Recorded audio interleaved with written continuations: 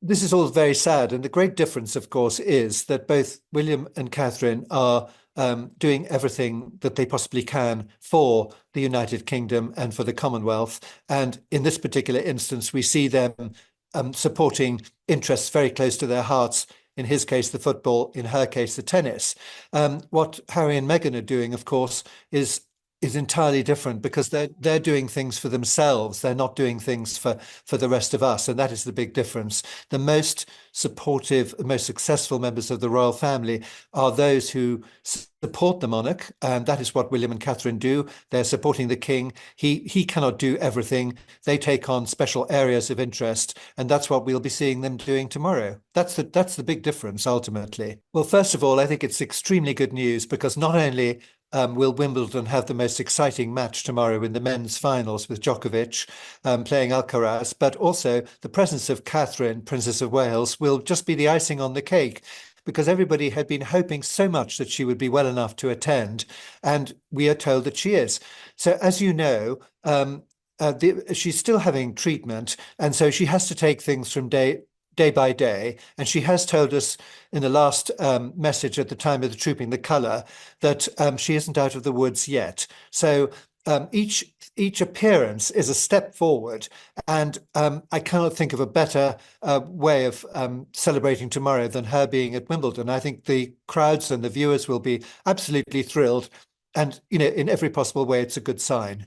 Well, Catherine became president of the All England Tennis Club in 2016. The Duke of Kent was always the person who was there before, and there's been a sort of gradual handover. And she loves tennis, and so rather than having to watch it at home, it's wonderful to think that she'll be in the royal box because we've rather missed her this year. So it is a very great and passionate love, and I gather that she will also present the trophy. So this is all very positive news. William is going off to Berlin. He is a great supporter, obviously, of that, and so you've got these two extraordinary sporting events taking place on the same day, which will be very thrilling, especially for all those who really love sport.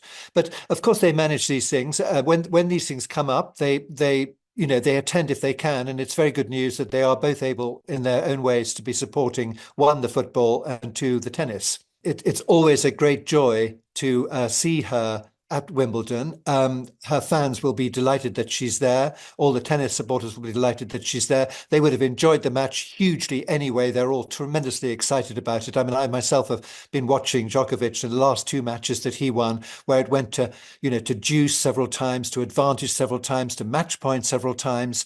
This is all thrilling stuff. But to have her there on the day will, as I say, just be the icing on the cake. It's fantastic news. What the royal family do is so good. They add something by their presence to it, and there's this sense of continuity.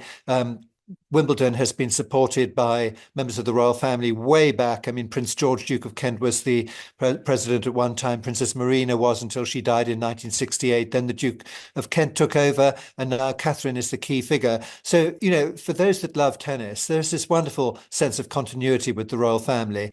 And the same with football. Interestingly, Edward VII, for example, used to go to a lot of races, but it was Lord Wigram who persuaded George V, the late Queen's grandfather, to attend football matches because he said, this is very important. This is what the nation loves. This is what many of your subjects, if you like, enjoy. So to see the king wrapped up at sitting there watching a football match, related him to the sport and therefore made him more relevant to the general public. And I guess that's what the royal family are still doing to this day. So the royal family have not had a very good time this year. The king, as you know, has been and is still undertaking a cancer treatment.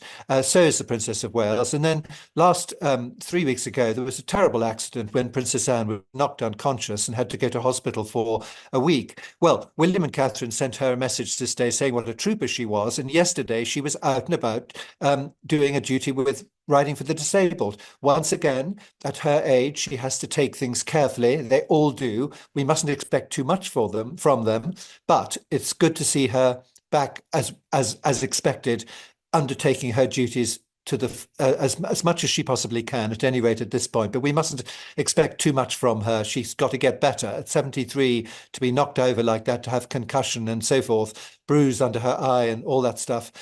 This takes time to get over. So we must appreciate that.